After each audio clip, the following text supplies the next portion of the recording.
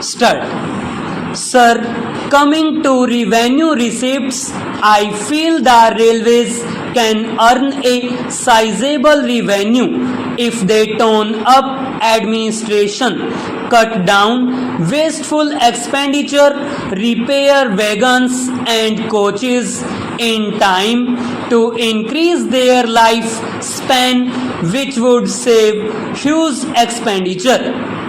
Otherwise, these wagons and coaches would be disposed of as scrap iron.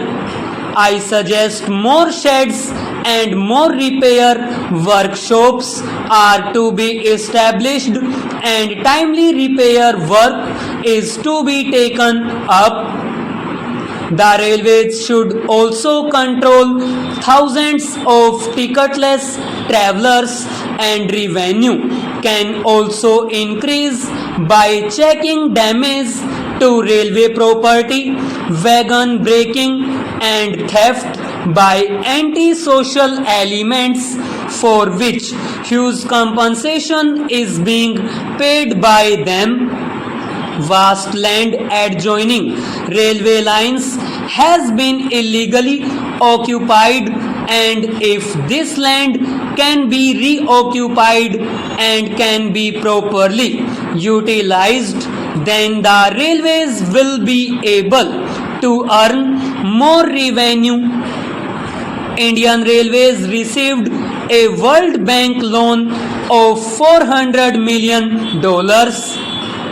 Besides, the railways have received $190 million as loan for the Asian Development Bank for loco procurement and for importing new technologies, and the Exim Bank of Japan co-financed and loan with $100 million credit.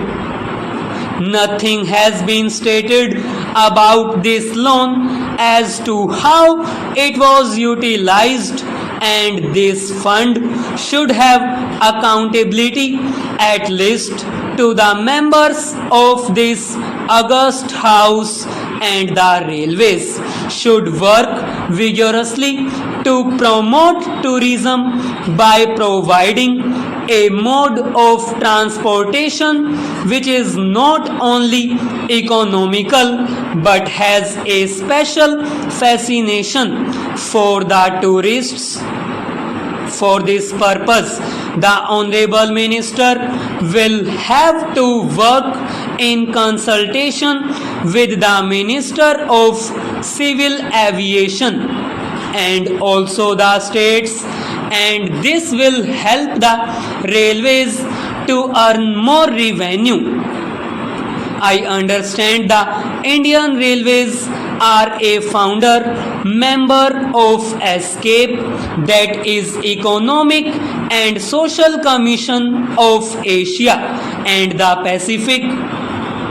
Since the Indian Railways enjoy international cooperation, I would like to know whether this relation has further improved so as to receive more funds from them for overall development of the railways and also for the technological upgradation, modernization of the railway system, and also whether any exchange program for technical assistance has been formulated, as this would considerably help the Indian Railways to improve the existing infrastructure, the technological upgradation of the network, upgradation of the communication network, and computer-based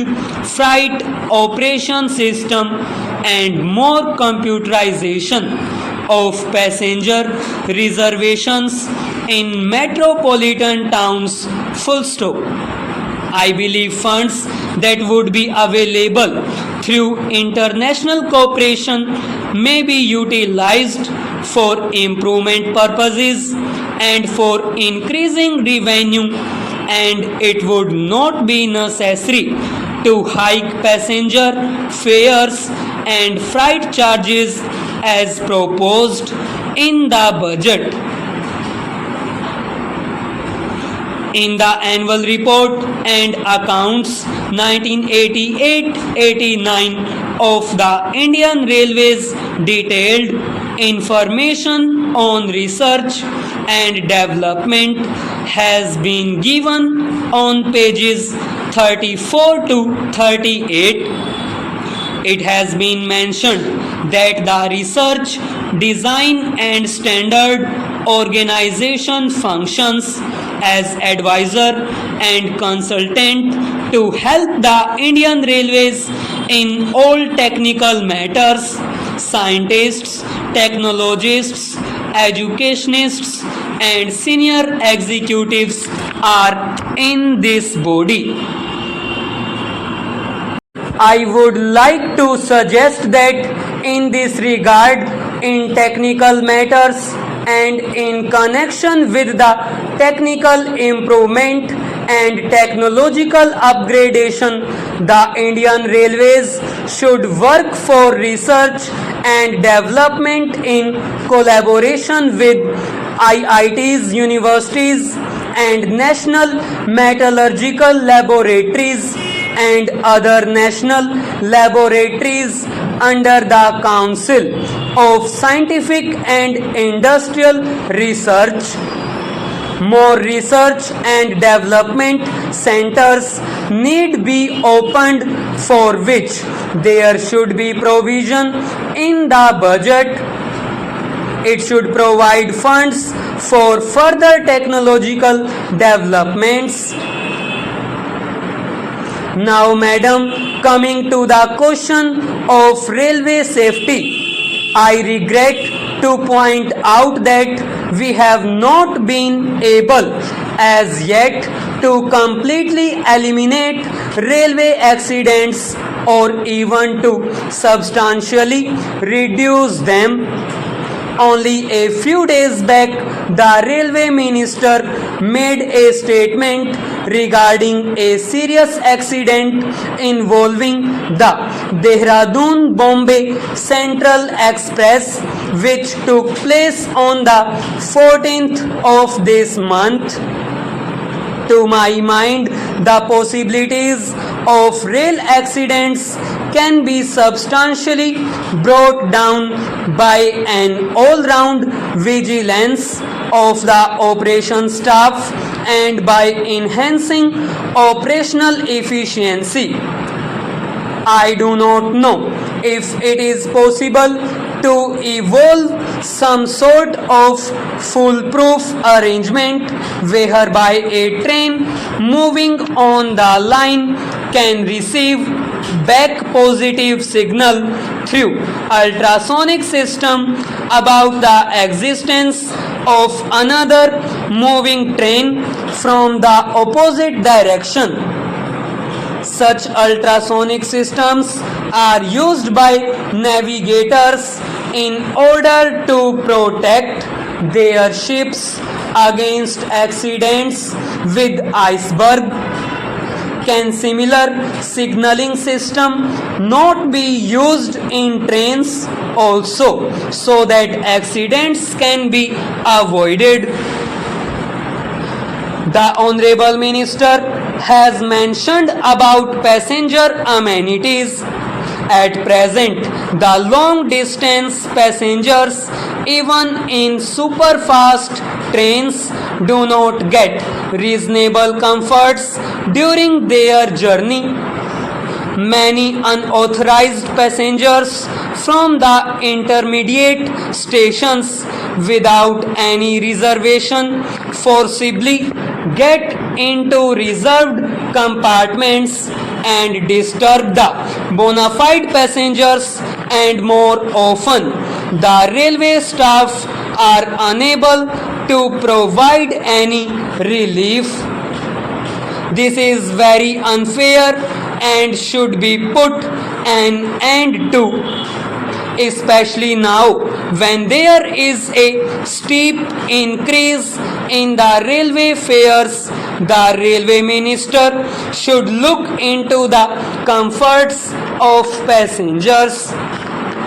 I would also like to mention that the passengers should be amenities like having pure drinking water, good food, and some entertainment. I have observed in foreign countries that there are film shows or some such entertainment for long distance passengers. I think there should be some arrangements for entertainment here also in the near future. I don't want to take much time off the house, and I think there should be some improvement in the railway catering service, and also some sort of relief must be there for the long distance passengers. Reservation should be properly done. While concluding, madam, I would like to say that the railway staff should be given more amenities like housing, Medicare, and education so that they can live comfortably as they are rendering great service to the nation. With these words, madam, I conclude and I thank you once again for giving me an opportunity to speak on this matter.